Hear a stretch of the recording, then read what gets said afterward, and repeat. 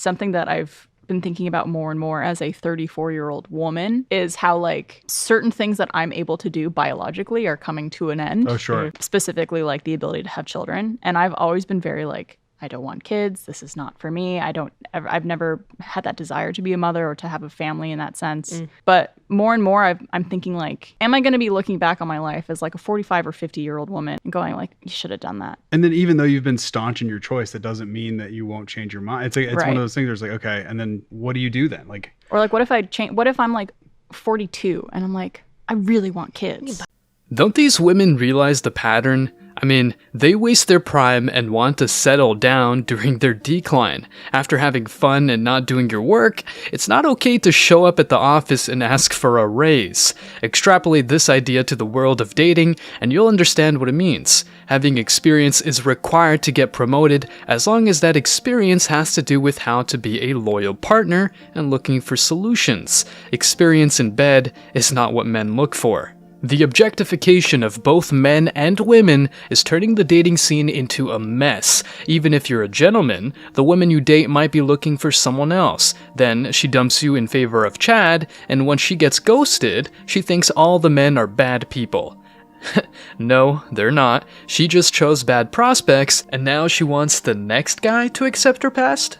This analogy to describe, would you purchase a car that had a high mileage, though it had other redeeming factors to it, maybe new windows, new tires, new everything? Of course not. Yeah, I would not buy a car with a high mileage, of course, but you cannot. Let me finish. Yeah, go ahead. Yeah. The reason why I use that was because everything stems from that. So if the foundation isn't set, there's nothing else to build upon. So if she has a promiscuous past, everything else, she might be a fantastic person. She might be smart. She might be intelligent, whatever. The most important foundational root, though, is tainted.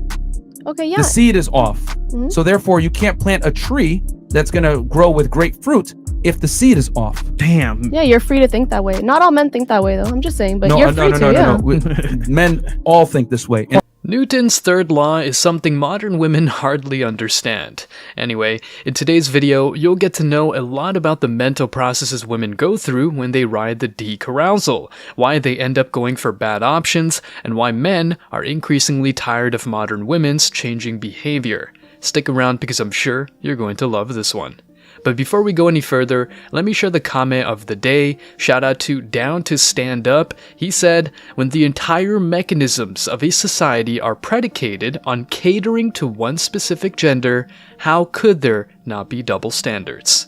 You are absolutely right. Well said. Please don't forget to reach out to us by email to claim your $5 for that comment of the day. As usual, guys, I'll pick one comment from each video. It may be the funniest, the most liked, or one that touched me, so don't forget to leave a comment and you may be our next winner. Make sure to hit the like and subscribe buttons too, as it helps a lot, guys. And now, back to the video.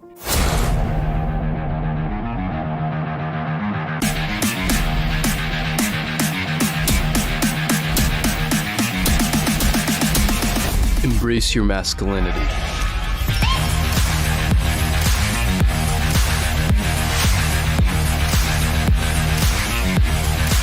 Any decent grown-up adult is aware that every action has consequences. In fact, men need to learn this the hard way early on, whereas women tend to enjoy more concessions just because they've got certain chromosomes. Men get rejected sooner than women, so men tolerate rejection way more and just man up to face adversities. You know, that's where the expression comes from, man up. Sorry for sounding so misogynistic. Jokes aside, a woman doesn't face rejection that often, so when she gets a reality check, she just can't accept it. During her prime, a woman has access to many exclusive experiences and places as long as she's slightly beautiful. The bar is not set too high for her, whereas men her age are hardly getting any privileges or VIP treatment unless he's a successful individual who ticks all the boxes that he had to work for on his own. Despite the equality narratives, men and women ain't the same, period. Many men wished a woman would understand their struggles, but once he gets emotional, down there gets as dry as the Sahara Desert. And let's not forget about how being nice can backfire on you. Give me an example of a nice guy. It's kind of like a guy without a backbone that like puts a girl on a pedestal. I think of like Sierra. like Russell Wilson and Sierra. Oh, okay. Like, who did she really want, Russell or Future? You know. Many women claim they want nice guys, but end up falling for Chad and Tyrone. No wonder why men are tired of trying too hard and getting nothing in return.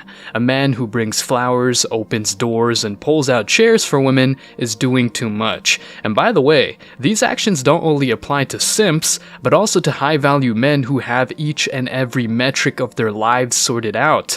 Russell Wilson is a football superstar, yet he's too nice compared to Future, who's a guy who would never say sorry if his girl catches him cheating. Or he might, and then he cheats again, and then, yeah, you know how it goes. She belongs to the streets.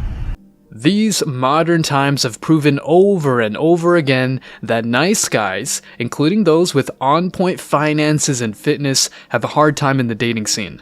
These men genuinely wanted to become better to eventually land a faithful partner, but this noble goal has become nothing but a dream or excessive aspirations, if that makes sense. Women go on dating profiles and TikTok asking men to have emotional awareness, good communication skills, and all that jazz. Honestly, I'm a big fan of those virtues, but if these women really want to get a man who ticks those boxes, they should be the ones ticking them in the first place. Men are tired of figuring out how much is too much and how much is too little. They're guessing that's just how female nature operates, and in fact, many men feel bad once they use some tactics to get women to desire them. For example, you might be available and can reply to her quickly, but if you do, she'll end up thinking you're not that interesting or you don't have much going on for you. So you prefer ignoring her deliberately to play hard to get and make her want you more. That's indeed very sad and far from genuine and authentic, and yet it works. Plus, dealing with her girl's nights out or whimsical attitude is a deal breaker.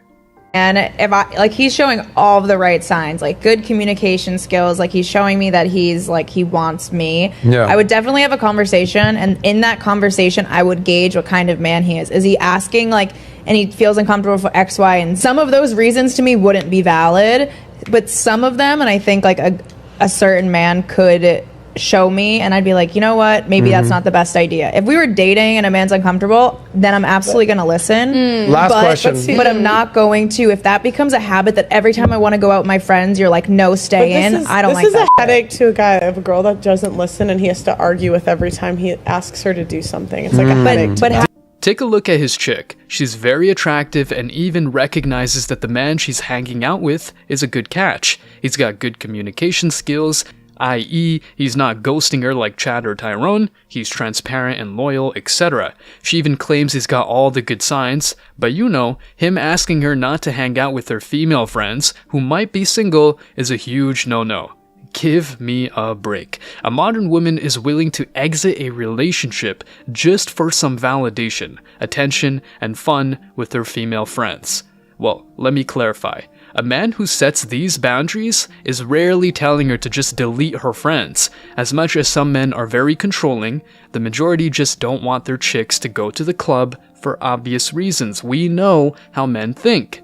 This is a huge example of double standards. If a modern woman reflected on what her boyfriend could get exposed to in the club, she'll think twice about going out with her female friends.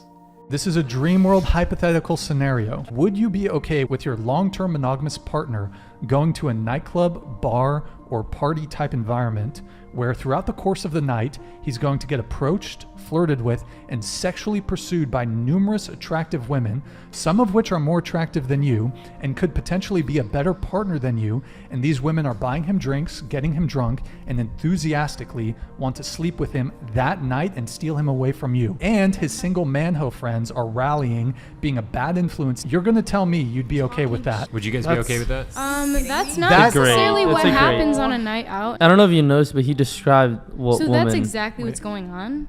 Wait, what? In the situation? Yeah. He described is what women go through all the time. Unless you're super famous, guys are not going to have... Unless you're super famous. Yeah, I'm talking in general. Average women get this experience that I just described. So... Average women. Yeah. Average Not women. every woman. Average not every woman. woman. In general? Average women do. But most... Okay.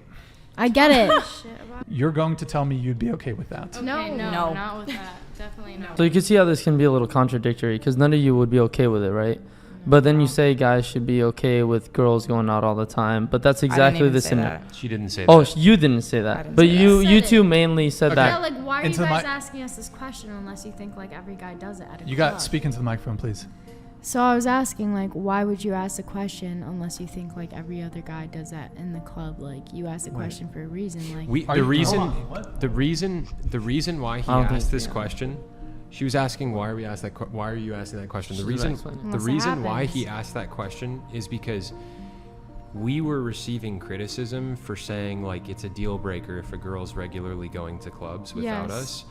That situation that he just described that you guys wouldn't be okay with happening to your boyfriend, that happens to women all the time. Think about it. Women getting hit on. Which is why we're saying we're not okay with our long-term partners putting themselves in situations like that. Yeah, and that's why I'm asking why you asked a question. Is like that what people like go through like at the club? Yeah, that's guys don't go through that. You're saying you're not okay with him. No, that situation as he just described. But you guys were criticizing us, like looking at us like we were not weirdos wanting, for not wanting our girlfriends exactly. to go clubbing. I understand exactly what you guys are saying. It's funny how society wants men to accept breadcrumbs and overall things they're not comfortable with. And look, the funny thing is that many men are not even allowing unfairness to rule the relationship, meaning they're not telling women to stay in while they go to the club and bang 304s left and right. The beautiful days of committed relationships, loyalty, and all that jazz are coming to an end. Or so it would appear. The rise of MGTOW and passport bros is nothing but a consequence of this insane modern dating scene. Some men choose singlehood to avoid the trouble of the beginning stages of relationships, aka proving themselves and making small mistakes that could make her go away, while others prefer traditional women who listen and respect their spouses. The bottom line is to be proactive and find solutions.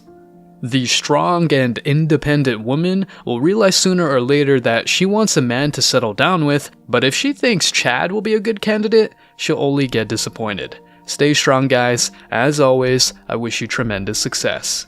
Now it is your turn. What do you think? Will these women ever realize that Chad does what he wants? And most importantly, will the strong and independent woman narrative go away from the minds of modern women? Let me know your thoughts in the comment section below. Remember that if you leave the best comment, you will get $5. Thank you so much for watching. If you found value in this video, hit the like and subscribe buttons, ring the notification bell so you don't miss out on future uploads, drop a comment, and share it. See you in the next video, guys. Till next time.